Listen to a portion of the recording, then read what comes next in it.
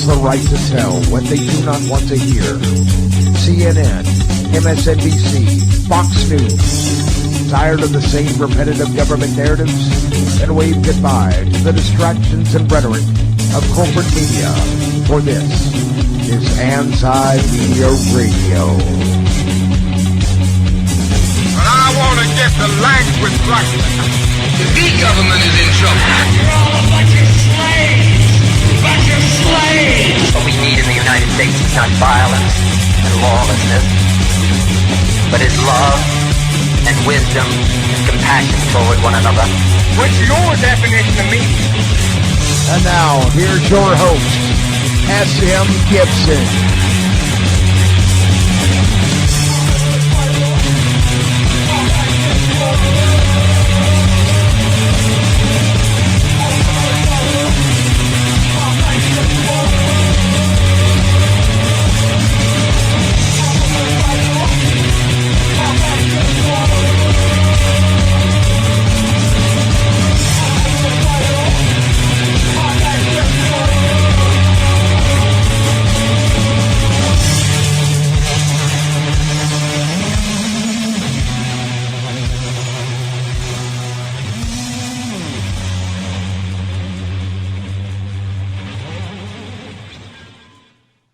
We are back after missing Tuesday's show. My name is S.M. Gibson, and you are listening to Anti-Media Radio. It is December the 10th, 2015.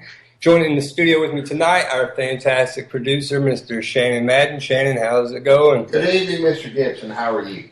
Can't complain. No Kevin with us tonight. Where is Kevin? We've got the dogs out looking for him right now. He is MIA this evening, but he is with us in spirit, I'm sure. And we're still going to have plenty of people to talk to this evening, and Blockbuster show. Yes. Oh man, I'm jazzed. So far in 2015, there have been 1,120 people killed by police officers in the United States of America. 1,120. 117 officers have died in the line of duty. The city of Chicago, with their strict gun laws, 2,811 people have been shot in 2015, 472 homicides. And United States ally, Saudi Arabia, 152 at least executions, the majority of which beheading. There's one story coming out of there this week, Shannon. I don't know if you heard that they're going to stone a woman. So, Wow. yeah, so, they're moving on from the beheadings.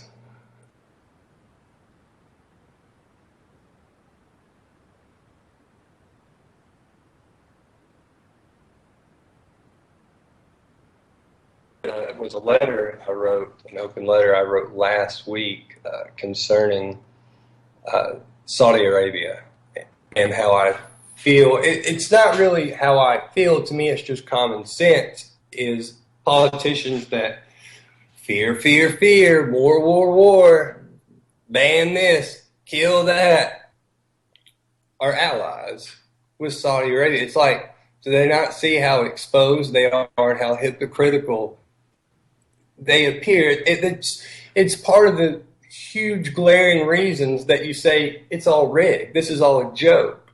Let me take this back just for a second, because a lot of people use the term stoning, and we've read about it in the historical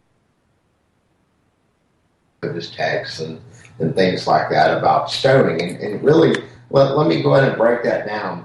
That is a group of people circling a person and throwing rocks at them until they die. You ever been hit with a rock before? It's not fun. I got hit with one. I got hit with a rock in the head in 6th grade and started crying. I used to get hit in the head with rocks all the time. Yeah. It probably explains a few things. It's the only time I ever remember crying in So school. imagine that like times 1,000 until you die. Yeah. And Saudi Arabia is condoning this. This is a government-sanctioned punishment. That's it. Stoning. Wow. at least beheading. Yeah, it's over. It's like over that. pretty quick. That's got to be one of the most. That's hardcore. One of the more grueling ways to die, if you think about it. That's horrible. I want to make sure, before I forget, to remind everybody to join us live here every Tuesday and Thursday at 11 p.m. Eastern for Anti-Media Radio. That's 8 p.m. Pacific. You can listen to us at www.ucy.tv/TAMR. And as always, you can catch the replays on YouTube just for searching Anti-Media Radio. Back to this letter a little bit. I kind of want to elaborate a little more. We've got a petition up with it. And I think Shannon's going to post on the Anti-Media Facebook page in the comments for the last post of the meme we have for the radio show. He's going to put the petition in the comments for everybody. You can sign if you wish, or just kind of read over the letter and get your overall thoughts. But what it's calling for is for the resignation of any politician that's, running around with this farce, telling us, oh, those people are okay, these are the good guys, they're okay. Meanwhile, the exact same thing's happening, and we have to blow up the world over it. We have to overthrow countries over it. It's the worst thing anybody's ever heard of. Saudi Arabia, no big deal. Pal around. Rent out the Four Seasons in Georgetown area of D.C. When you come earlier this year, September, when King Solomon and his entire entourage came. Rented out the entire thing, like 200-something rooms. Welcome. Go hang out in Crawford, Texas. Do what they want when they want. No repercussions. A war that's been going on since March in Yemen that the United States is funding. Over 2,500 civilians have been killed since March. Civilians. 2,500. It was almost a little bit over that for 9/11? Civilians. That's what these people are living with. Us, people like you and me.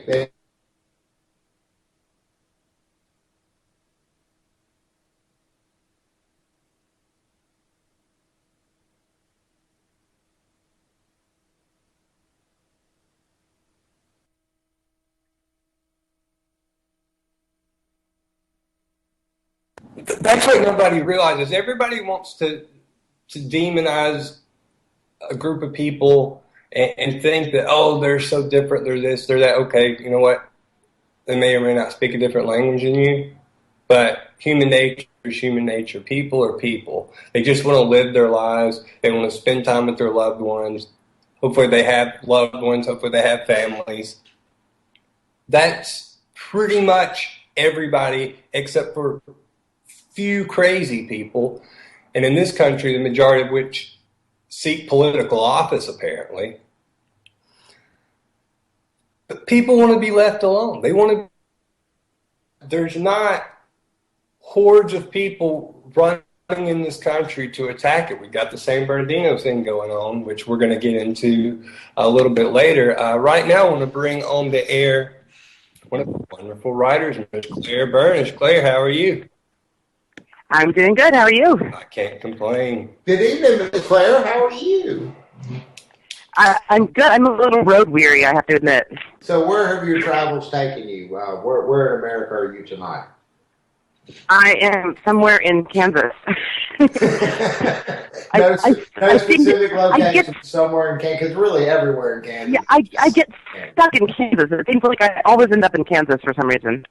Some of my friends know what I'm talking about. It just seems like I keep getting up to the state somehow. Yeah, I'm probably headed there myself for too terribly long. I'm going to Cincinnati for a while, and then I'm going back out to California. But that's a lot of driving. I can't believe that you left California. I would have never left. It's absolutely gorgeous out there. Yeah, I know. Yesterday was the best drive ever, driving through parts of the Southwest that I'd never seen before in Utah and the Rockies and stuff. And then today was literally like flat land the entire day. So driving through Utah is beautiful. So yes. Claire, in your travels, what stories have caught your eye and everything that's gone on the past few days? Well, obviously, I hate to even bring it up, but Trump. I knew it. I knew it. You were. I should have met you before the show. It's like nobody really wants to talk about Trump, but nobody can stop talking about Trump either. I mean, it's hard not to, because honestly, he's frightening to me only because so many people like him, and I'm still completely and utterly baffled why. Like, is he okay? But okay, is he real? Like, honestly, is he real? Like, is it? I don't know. It's like a comet hitting the earth. Right. Is somebody just pulling a joke on everybody? And that's what we're talking about. We don't want to talk about it. It's a tidal wave that's fixing to engulf us all. And just awful, nasty, evil. Just bleh. Yeah, but there are some theories going around. There are a couple theories, and who knows? And maybe because he's so ridiculous that there have to be theories. Even as something high profile as the first debate, I think Rand Paul called him out for being in cahoots with the Clintons to get Hillary elected. Yeah, exactly. That's one of the theories. And, I don't know. I could almost see it being true. He's so ridiculous. And it's almost, I mean, he's, I have no words. I have no words. He's incredibly ignorant. He's incredibly racist. He's incredibly bigoted. And people, he was up like 35%, something like 20 points ahead of the rest of the GOP. That's insane. Oh, do you believe the polls? Like, are there that many people out there supporting this man? Well, the ones that are not supporting him are also supporting Ben Carson, and Ben Carson is proven to be. Yeah, you're right, but it's just Trump's in his own world. Ben Carson's still, there's a politician doing some stuff. This is Vince McMahon level. This is above anything we've seen in politics, at least in my lifetime. Yeah. This is on a different plateau. There's a scary, I can't remember what it's called now, unfortunately, because I'm so tired, but there's this effect that was documented when there was an African-American running for, I think, Congress or something, and pollsters polled all these people, and he was predicted to win by a landslide. He actually lost by a landslide because nobody wanted to admit to the pollsters that they wouldn't vote for him. And they're saying that Trump might be that same kind of candidate in the opposite way, where people are like afraid to say they will vote for him, and so the numbers are actually lower than they are in reality, which is even more frightening to me. Yeah, we were having this conversation before the show, Mr. Gibson and myself, about, because he just looked at me and point blank asked, I mean, are there really Trump supporters? Are people out there really honestly supporting this? And I can unequivocally say, oh, hell yes. I mean, massive droves. And again, it's a lot of, bear in mind we are broadcasting from Alabama. And there is a lot of Alabama coming out of people's mouths. And some people, I'm actually surprised. They just look around and make sure there's nobody else in the room. And, well, you're another white fella, so let me tell you what I really think about Trump and what Trump's really going to do for us. And, man, I'm going to tell you, it's some frightening talk. You think what's on the headline is what Trump is really going to do for us is bring fascism right the hell right here, right now. And I will say, very quickly. I will say this, though. When you really think about it, though, the difference with Trump, what's the difference between Trump and the other candidates, really? Like, he's saying this crazy stuff. That's just crazy. But what are they going to be any different, really? Okay, I'll tell you the difference. I think the difference is he's a loose cannon, and he might be more upfront with what he's saying than the other politicians. They might have the same ideas and just not be as honest about it. But I think he has that crazy about him, where if he did get elected, he could really just do just about anything. I think that's the scary difference. And right now we're at a point where Donald Trump himself, I don't think, is dangerous. It's his supporters that are dangerous. Yes. I really wish we had Mercutio Southlaw, which we're going to get to that here in a little bit. I wish we had him sitting here in the studio with us to discuss his feeling on that matter. Yeah, for those who don't remember Mercutio, he was the guy here in Birmingham, the Black Lives Matter activist who was beat up at the Trump rally. Yeah, just broad daylight in front of Birmingham police officers. Yeah. And there was so much cheering for that, too. Like, everybody thinks that's perfectly acceptable now. All lives matter! They started chanting, "Build a wall." They started chanting it. It was terrifying. Nazi Germany. It was so reminiscent of that. It was. Yeah. And, you can say it's, hyperbole, whatever. It's this crazy rhetoric. No, it was nuts. But I will say this, for what little I was there for that rally, there were people, there were a lot of people there, I guess, but it wasn't a ton of people. Well, it definitely wasn't as many as Trump himself reported. I believe he reported as high as 10,000. No. Wasn't even close. No. Yeah. And there's another thing, too, because we're seeing a lot of, and I've seen several different stories about Trump as far as GOP hardliners like Dick Cheney. We had Jeb Bush's lawyer has filed a complaint with the FEC. Something to do with the fact that a letter that Trump's lawyer sent out to other Republican candidates, basically telling them to back off on any kind of attacking Trump's industries or his business policies or how he's done business in the past, all those deals that he talks about. He doesn't want, his lawyers have pretty much given them a cease and desist letter on mentioning anything about Trump. Oh my gosh. And this, that, and the other. So Jeb Bush's lawyer has fired back, and now we're seeing, and this is several stories that we're seeing of GOP members all now starting to circle around Trump and attack him. And it's because it's look at what the White House came out and did. So outrageous. The GOP, this is my personal feeling on it, is that the GOP has tolerated it long enough, and now they're really trying to rein him in because, it's one thing to have all of these puppets for corporate America over here, but it's another thing to have one of the big fish from corporate America on stage standing there with them, looking at them, saying, look, I can buy and sell my way to anything. Watch this.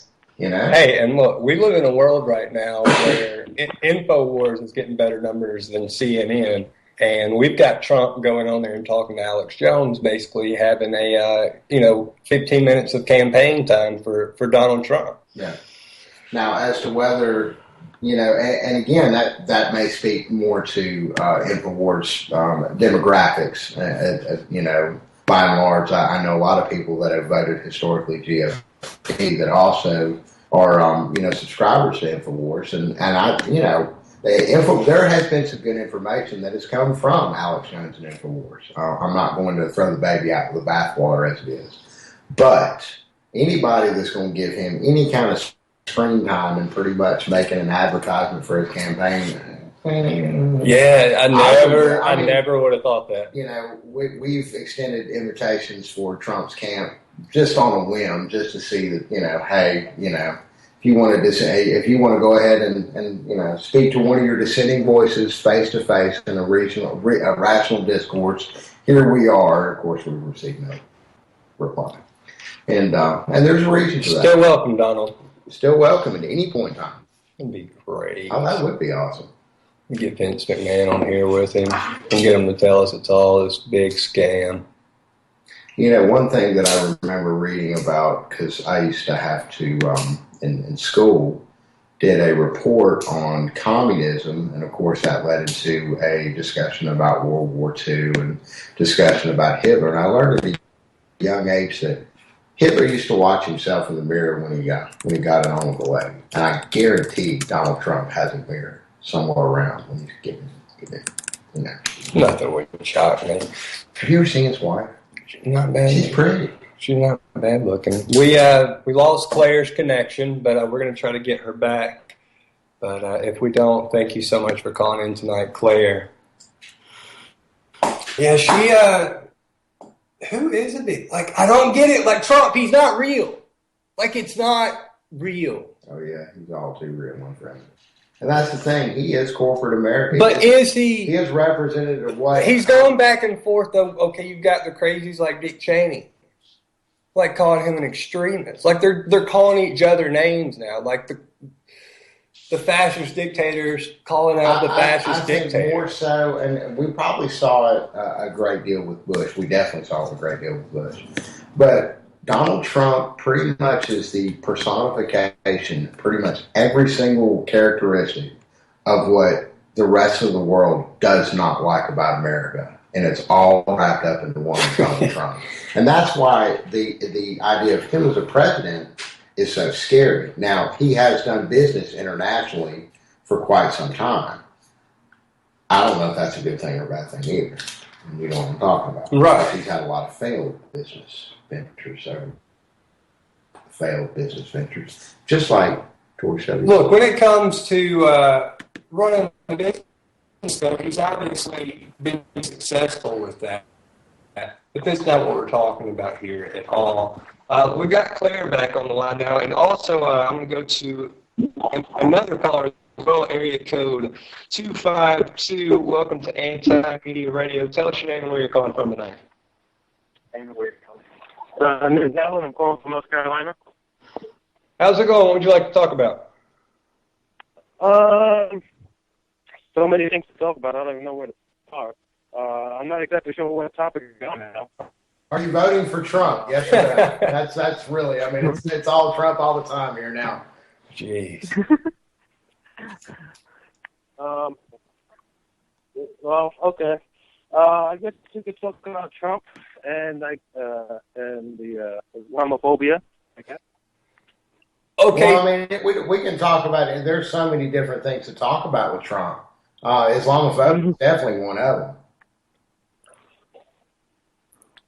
Do you believe that Trump really believes the stuff that's coming out of his mouth, or do you think he's just trying to top himself with the craziest thing he can say? I honestly think that his whole purpose to be in the campaign is to make himself look so bad that it'll make the other politicians make all of it look good. So basically, you're following with the same theory that some folks are, that this may be possibly, I think the term has been coined, a false flag campaign, in order to entice people to vote for either Hillary or Bernie Sanders, but most likely Hillary. They're friends, aren't they? Yeah. Facebook buddies. Man, I know last time when he went for president, it was pretty much the same thing, and he dropped out right at the end. So, a lot of the people that funded the campaign were pretty. He didn't really have much of a chance. I mean, he was polling horribly, and I don't know what's changed from now to then. Terror, more terror, a wall.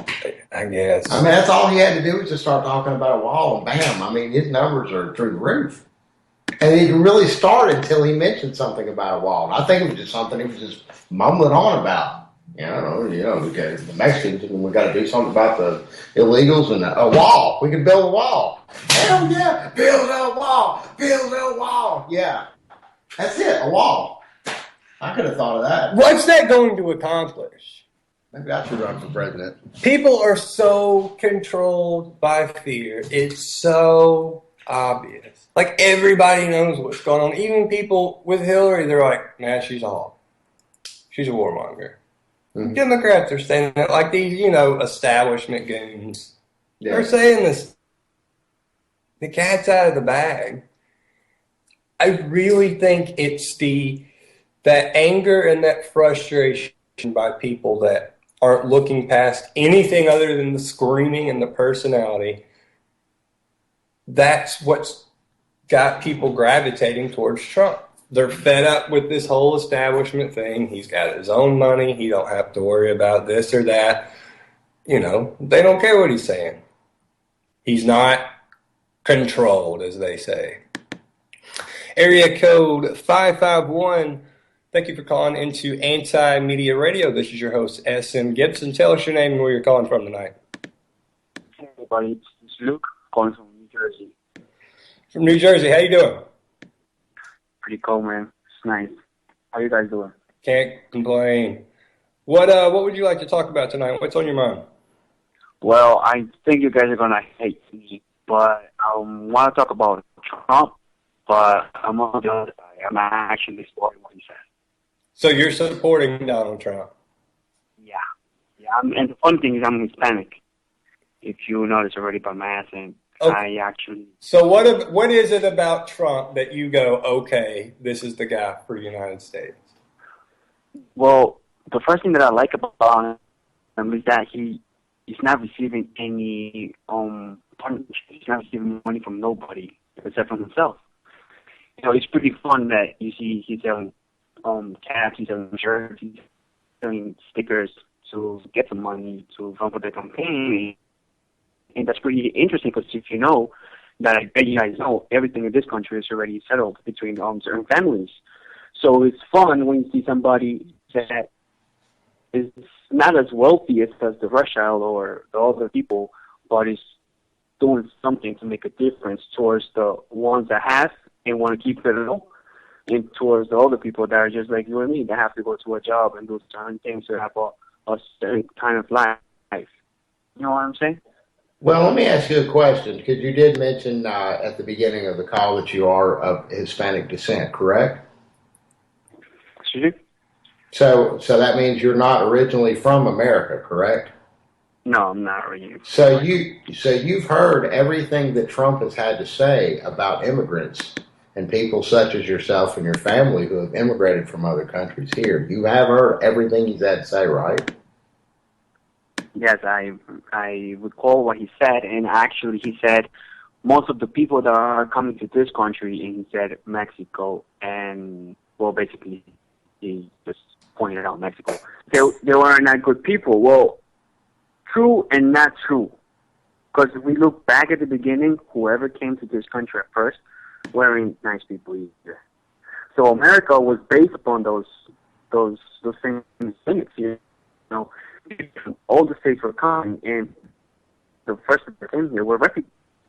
And they actually stole the land from the people that are really Native Americans. You know, Native Americans, people from America are not the blonde guys with green eyes and the cute, tall, white women. No, those are not Native Americans. You're absolutely correct. My great-grandmother was full-blood Sioux Blackfoot.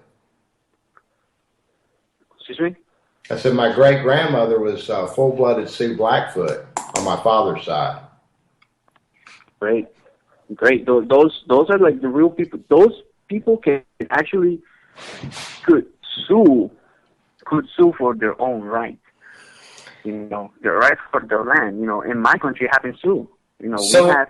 Oh, they could sue. They can sue all of them. I hate to cut the conversation off right here, but okay, you said that you thought Trump was a good candidate because that he's not controlled financially. So do you think somebody that's just really rich and has a lot of money, like that automatically qualifies them to be the leader of the country?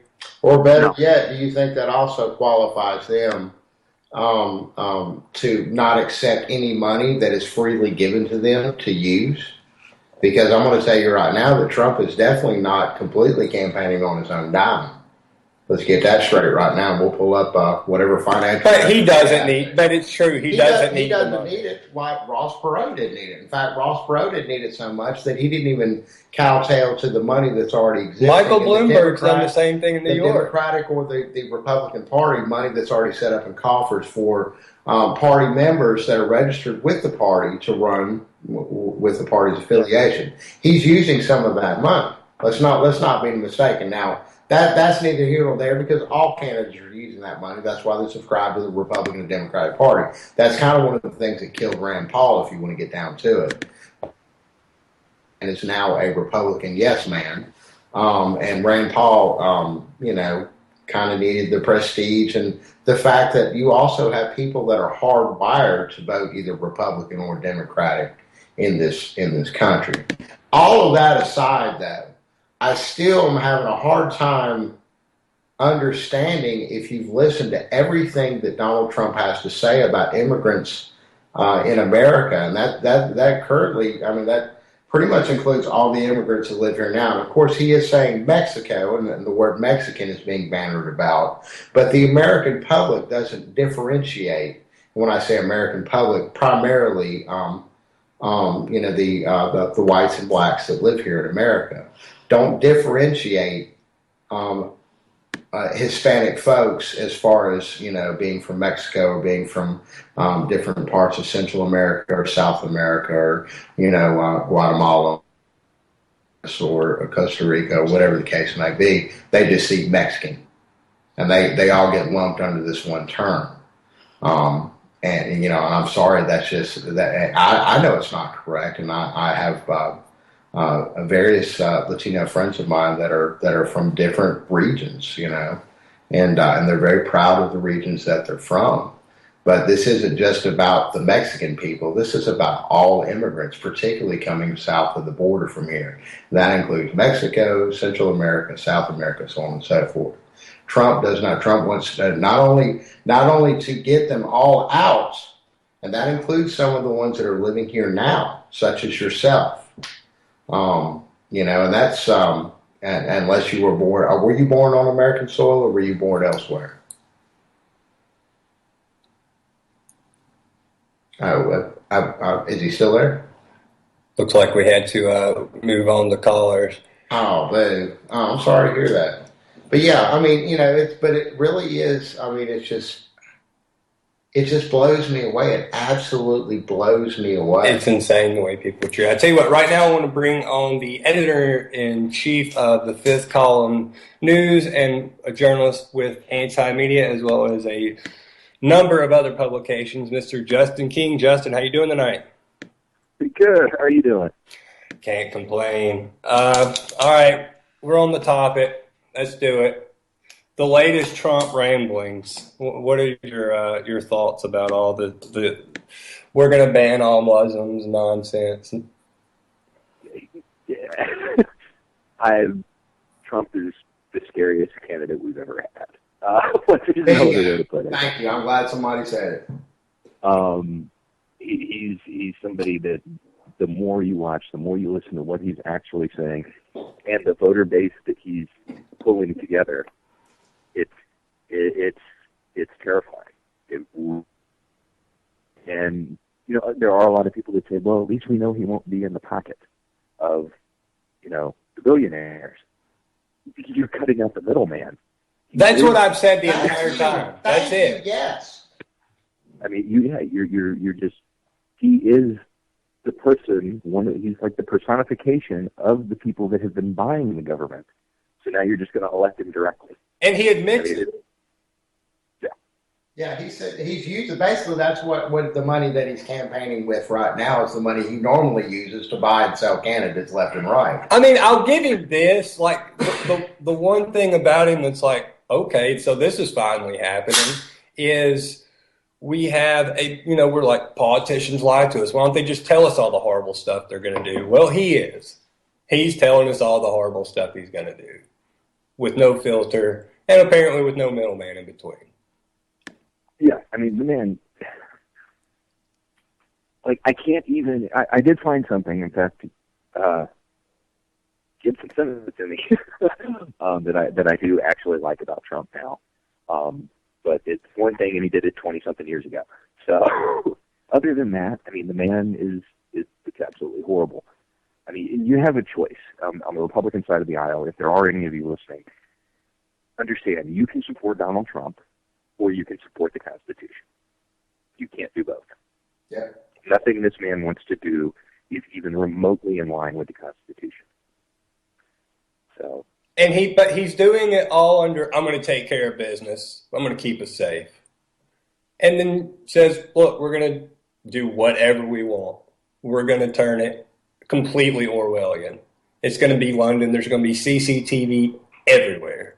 And it's going to make a few deals here. Yeah. I've been a businessman my whole life. I can let the Trump do his thing. That's it. Justin, I don't know if you've got it in front of you. If you wanted to kind of elaborate on the story you kind of hit on a little bit just a second ago, about 20 years ago, the one thing you saw about Trump you liked about him. I thought that was an interesting story. Trump donated money and gave money to Sinn Féin. Sinn Féin is a Irish political party today. At the time he gave them the money, it was the negotiation wing of the IRA, a terrorist group in Ireland. I found that interesting. And of course, the story was run under trying to tie Trump to terrorism. Right. I mean, there's a lot to it, and the way it all depends on who spends it the best. I mean, he could come out and say, look, because of my support, we got a peace process working, which isn't true, but he can say it and people will believe it. Or, if the Democrats get a hold of it first and really get out there and harp on it, they could say he's a supporter of terrorism, and under the laws that he supports today, he would go to prison. So it just depends. The Republicans would beat him up worse over it, you would think. If anybody were to really come out and attack him, it would be. Well, and you're starting to see that now. The Bushes and the Rubios. Yeah, you're starting to see that now. All of your key Republican players are being vocal about pulling away from Trump because he's not their handpicked candidate. We all know that for beyond a shadow of a doubt. I don't know what he is. I truly don't. I can't put my finger. Is he there? Is he running a diversion, or is this guy legit nuts and this is really happening? Oh, I think he's actually insane. I mean, I think he's actually hoping to win the office. And I think that if he gets in power, he's going what he says he's going to try to do. But he's obviously not stupid because he's had a lot of success in his life. And I get, we all don't get started with, whatever. He's having a lot of success. $1 million. Yeah. She's not stupid. But how could anybody with a brain be saying the stuff that's coming out of his mouth? Because it works. He's not stupid. He's insane. There's a difference. He is using, and I hate to draw this comparison, but he is using Hitler's playbook. This is how Hitler came to power. He gathered a group of middle-aged, middle-income, middle Germans instead of middle America, and told them who to be afraid of, and told them he was going to round those people up and get rid of the problem. But this really started though with the Bushes. I think it was a little bit before with Clinton, but by the time 9/11 happened, it was hate Muslims all the time week in the United States. That's what it turned into, and we have a candidate that's capitalizing. Yeah, I mean he's not a dummy.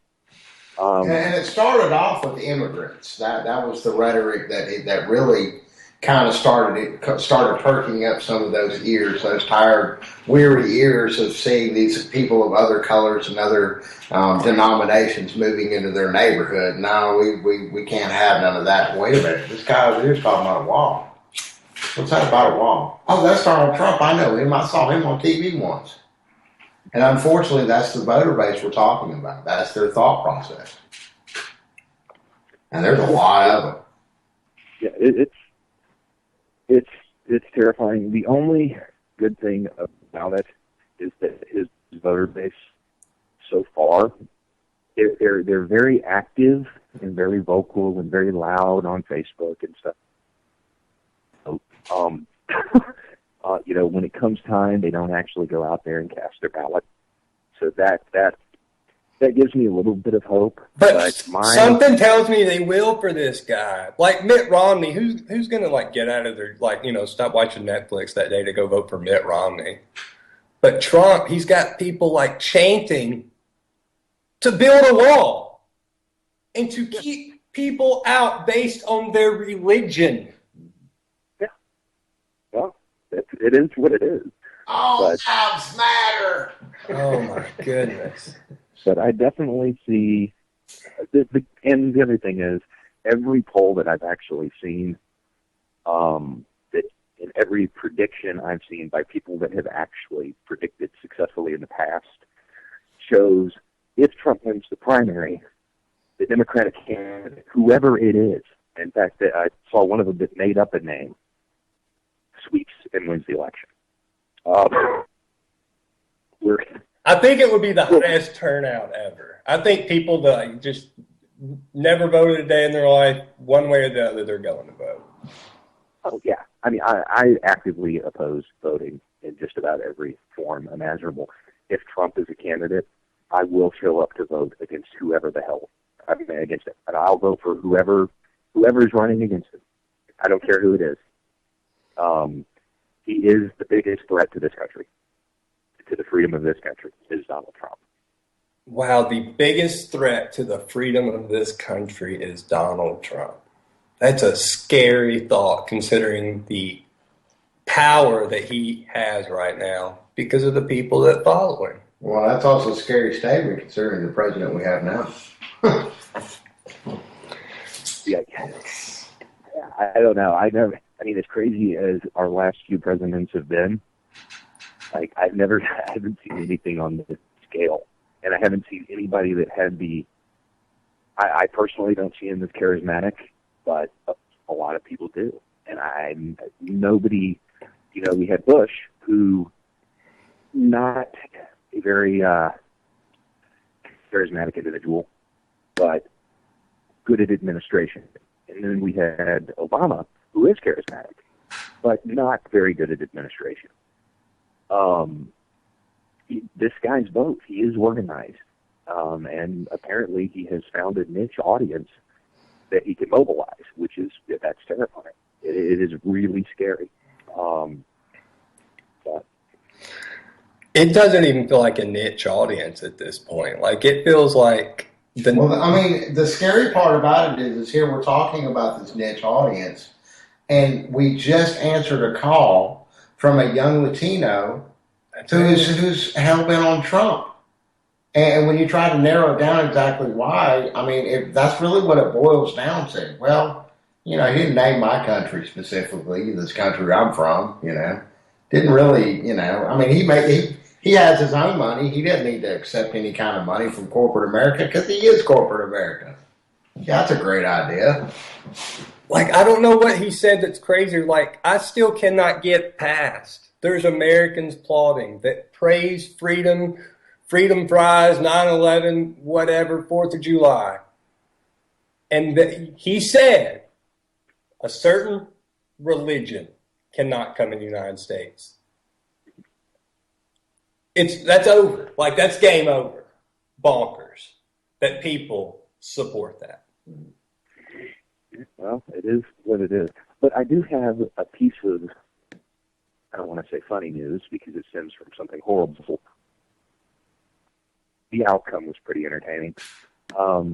There was a cop in Oklahoma City. I have to talk about this because one of our journalists was covering this pretty in-depthly. And basically he was accused of rape. Multiple rapes. And he was found guilty today. And he was found guilty of not the way the cops normally get found guilty of. You know, he brutally raped somebody and they find him guilty of, 3rd-degree sexual battery, some misdemeanor charge. He was found guilty of 1st-degree rape multiple times. Yeah, he was, I think, found guilty 18 of 36 counts, and it was like 4 first-degree rapes, like a 2nd-degree rape, and just went down from there. Right. We're looking at a combined sentence recommendation of 260 years. I'm watching the verdict, and my wife, she's like, is that his wife crying? No, it wasn't. I don't think this guy's going to have a good time in prison. But. No, it was, 13 victims that were named in court, and the jury recommended 263 years to the judge. So hopefully he gets it. Yeah. Well, I mean, the way the sentence recommendations there work, I think he has to be sentenced to 1/3 of that. So he's done forever. Yeah, I mean, he's not getting out. So even if they go with the minimum on each count, that they can, I think he's still going to end up with like 80 or 90 years. So. Now, why do you think there was some justice done in this case? Do you think it was just because of the number of victims, how many there were? I think that there was a very, very, very smart person on that jury. Because they didn't go through and blanketly convict him of all of the first-degree rape charges. You know, they convicted him only on the ones that they had him dead to rights on. There's not going to be a successful appeal. I think they had somebody that was really bright on that jury, and I think that's going to make all of the difference. This guy can fight this in court, but because they convicted him on some counts and not on others, they're going to have a real hard time casting it as, people mad at the police or some tainted jury or anything like that, because the jury took their time and did what they were supposed to do. Some of those victims, he was found not guilty of doing it to them. And I know to them that probably seems horrible, but in the big picture, that's going to stop him from getting out. And that makes a lot of sense. He's getting his punishment either way. Whether it was it officially for that one victim or not, he's still going to get his. And plus, who knows what they're going to do to him once he's actually in prison. Oh, yeah, this guy. I mean, he's a cop and a rapist in a prison. He's not going to have a good day. Jeffrey Dahmer style. Yeah. With the mop handle. Yeah, I don't see him. I'd say he'll serve 5 years max. I don't think he'll make it beyond that. It's pretty much going to have to be in isolation, and there's still, we know situations where somebody gets let out just for a split second, and somebody has to make a name for themselves. That's a tough way to go. But yeah, sucks for you. Yeah. Topic that I really wanted to talk to you about, Justin, is the shooting last week. What is your take on everything? There's a billion different stories going around. There were 3 shooters, there were 2 shooters, it was 3 men, it was a husband and a wife. White dudes, kind of security contractors. I mean, there's 1,000 different stories. What's your take on everything? My main take on that is I try not to get involved in any of those conspiracy theories. However, a contractor I know, a guy that I know worked for intelligence companies or intelligence agencies and private military corporations, came out and publicly said Kraft International did it at the behest of the U.S. government. I've known this guy for 10 years. He's never seemed unhinged. He's never seemed crazy or a tinfoil hat wearer or anything like that. I haven't been able to really talk to him about it yet. And I haven't talked to him in a couple of years. So, I mean, maybe he completely lost his mind in the last couple of years. But I don't know. But I found that really interesting because there's not a lot of times when somebody with those kind of qualifications comes out and says something like that. And he said it publicly. He went on a couple of different news outlets and said that. So I'm very curious as to how that's going to play out. I mean, as far as I'm concerned, when it comes to stuff like that, whether the conspiracy theory is true or not, you'll never be able to prove it. Not to the average American. So, it's one of those things for me, it doesn't matter what I know. It matters what I can prove. And I'll never be able to prove beyond a shadow of a doubt that there were 3 shooters. So, I try not to get too bogged down on it. So, if there's 2 shooters, 3 shooters, 10 shooters, whatever, that the outcome is still the same. The incident happened. There's people dead. How do you think the government is most effectively going to try to capitalize off of this? Do you think they're going to use it more civil rights, Second Amendment, foreign policy, the whole shebang. Because we can play devil's advocate here for a minute and say, no, the United States government didn't have anything to do with this whatsoever. They had no way to prevent it. There were no safeguards in place, and these were just two random people that went out and just completely lost their minds. They're still going to capitalize on this in some fashion. Right now, we're seeing a lot of chatter about gun control, like we always do. Yeah, the government mental crisis goes away, and what I would guess would be you'll see obviously the push for gun control, but we'll remember at the same time is when the NSA is being finally told to decommission their bulk data collection. You know, if we had just had our program a little bit better and been spying on you a little bit more, we would have been able to stop this. I see that coming.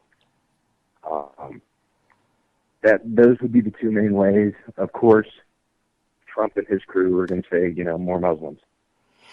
Well, I think, too, the media, while they sit here and go off about Trump, about how horrible he is, I think when they turn around, too, and say, these two Muslims, they had a connection over here, this, that, and the other. People are hearing that on the other side, and it's riling the Trump people up more.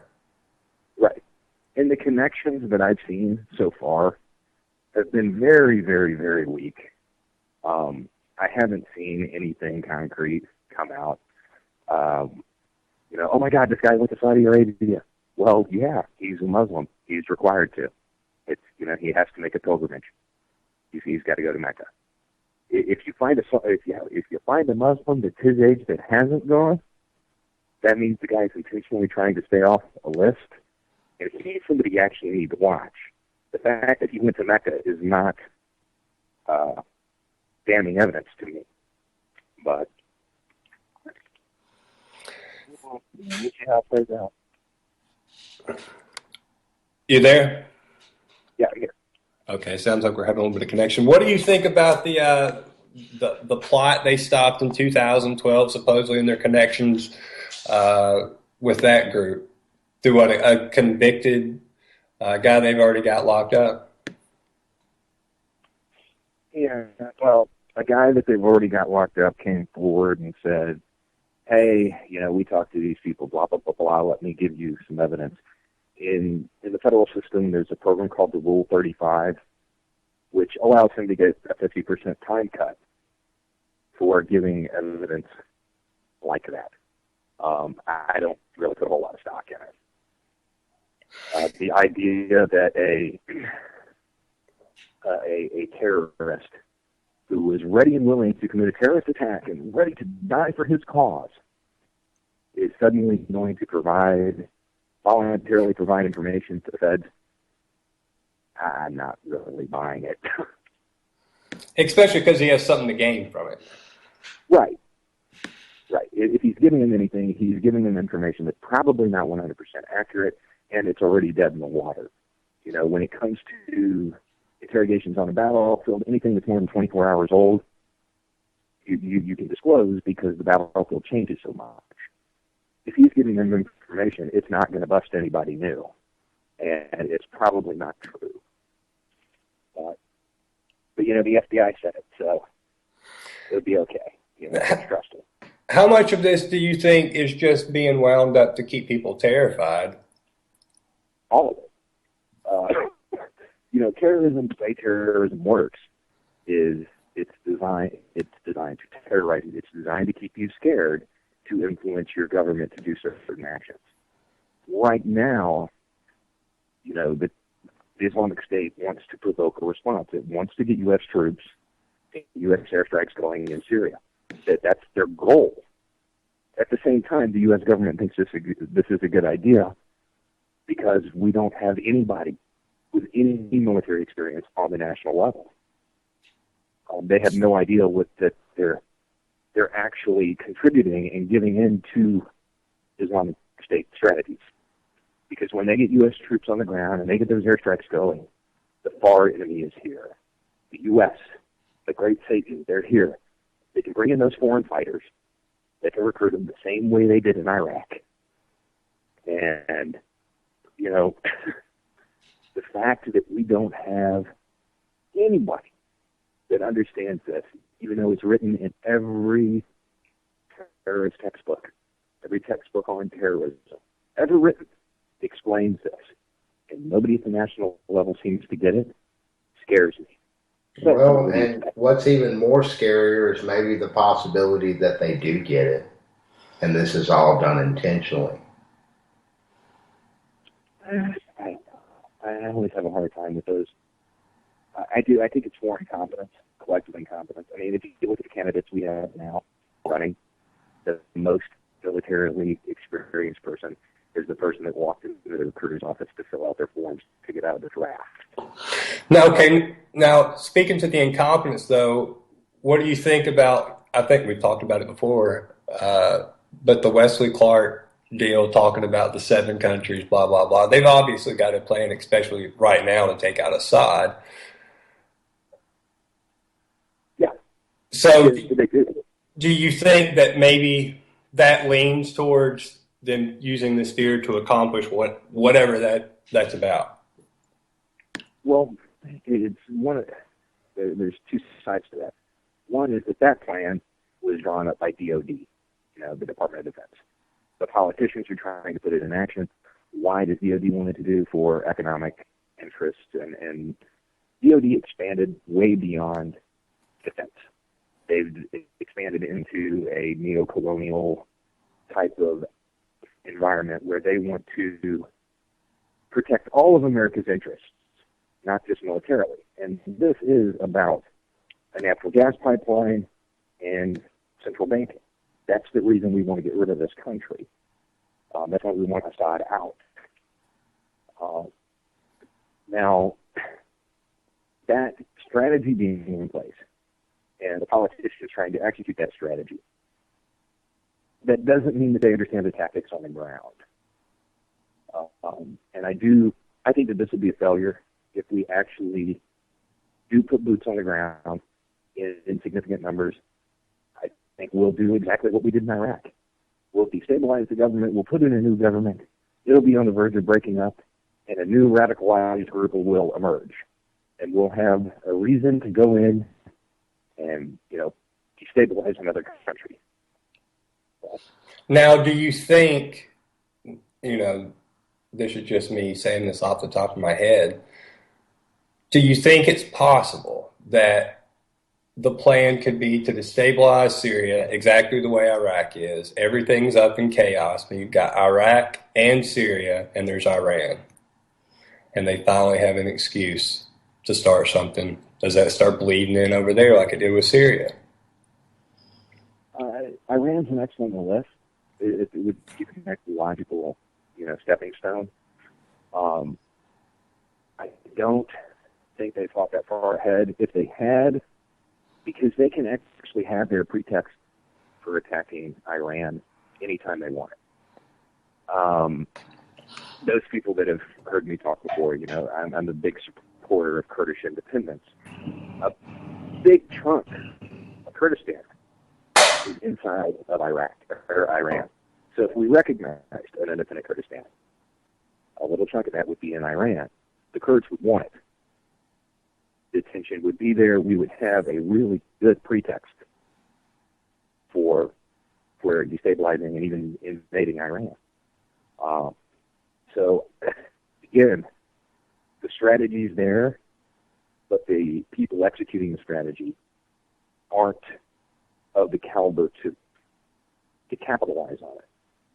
I mean, the only reason we've been able to do it so far is because we have money and technological superiority on the battlefield. It's not because we've got bright people in office. I tell you what, that's it for us tonight, Justin. Thank you so much for calling in. Thank you, everyone else, for calling in tonight. Thank you, Shannon. We'll be back next week. Anti-Media Radio.